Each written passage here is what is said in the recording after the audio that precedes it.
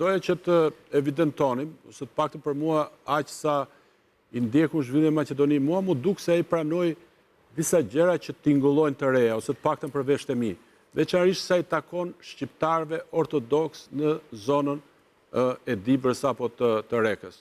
Ti vjen nga ajo zonë, kështu që si e lexove ti këto deklarimet e tij?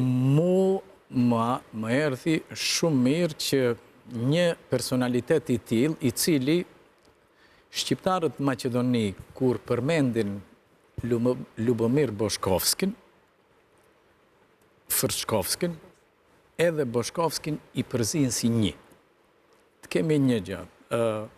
Lubomir Frčkovski ka qenë ministër i brendshëm, ka qenë ministër i jashtëm, të gjitha mirë po. E thamë ato çfarë ka qenë problemi, si interpreton ato që tha sot? Unë do t'ju interpretoj për shkak se unë e njoh faktin, e njoh nga viti 1994, kur duhet të shkojmë në histori. Patjetër duhet të flasim, pse edhe unë kur kërkova t'i them diçka, unë kam pas rast personal me të, në 1994 unë kam qenë student i Prishtinës, që kemi dash të bëjmë Universitetin Tetov, që ai na ka thirrë që jemi universitet i lindur një fëmijë i vdekur.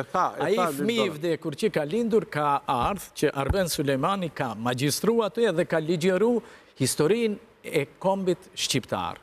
Ka ligjëru historinë e kulturës shqiptare dhe etnologjinë, po në atë universitet. Ai universitet nuk ka vdek.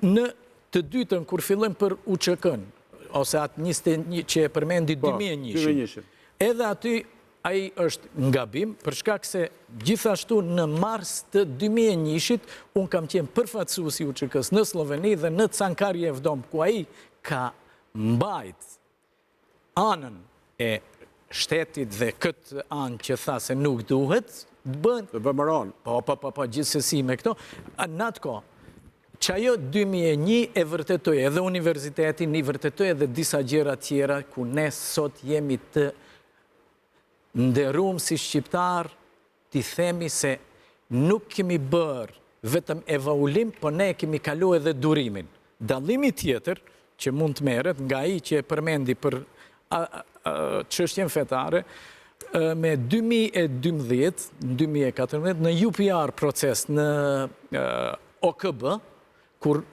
jam marrë me çështjen e komunitetit Bektashian për të regjistru, unë ju kam kërku gjithë ambasadorët se nuk duhet ta kem fatin e shqiptarëve ortodoks shqiptar, të cilët nga arsyeja e religionit kanë ndru kombin, që ai vet e përmendi, tha shkretët, se ato edhe në dërmjet... Po çaja shkretët që ta kuptojnë dhe shqiptarët? Shkretët në Maqedoni, të gjithë zona e Rekës, e cila mbas atyve periudhave që i përmendet ju të Serbisë, komunizmit, u tjetërsu edhe rajoni. Nga Dibra kaloi tjetë pronë e Gostivarit. Pastaj, të gjithë shqiptarët ortodoks merrnin merrnin stipendion për Universitet Banesa, vetëm nëse konvertoheshin në Maqedon, nëse deklaroheshin si Maqedon. Dhe ato njëri tjetrin e theshin ai i shkret, o i shkret, i shkret. Po i njëjta gjë ndodh me gjithë rajonet shqiptare ku janë...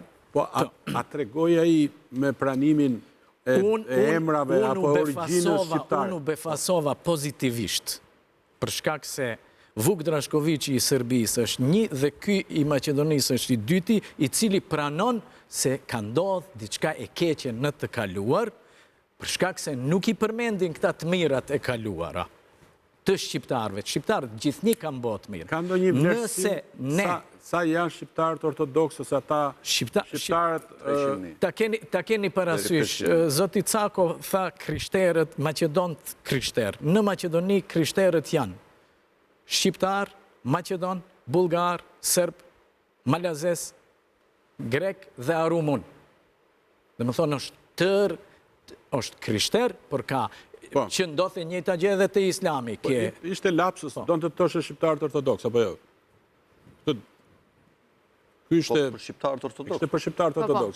Pavarësisht se merdi kjo. Gjë pozitive që i pashëm Frčkovskit aty në bisedë, ishte fakti që ai ju bëri thirrje maqedonasve në fjalën e tij që duhet të orientohen në bashkëpunim me shqiptarët nga perëndimi dhe të mos ndikohen nga rusët dhe nga serbët. Kjo ishte indiska pozitive nga fjalët e tij. Ishte shumë e bukur ku ai përmendi. Mu më njëherë mra një situatë e rëndë se me vitin 2006, kur komuniteti bektashian në Maqedoni ishte i diskriminuar fare, do flasim për këtë se kemi ditën.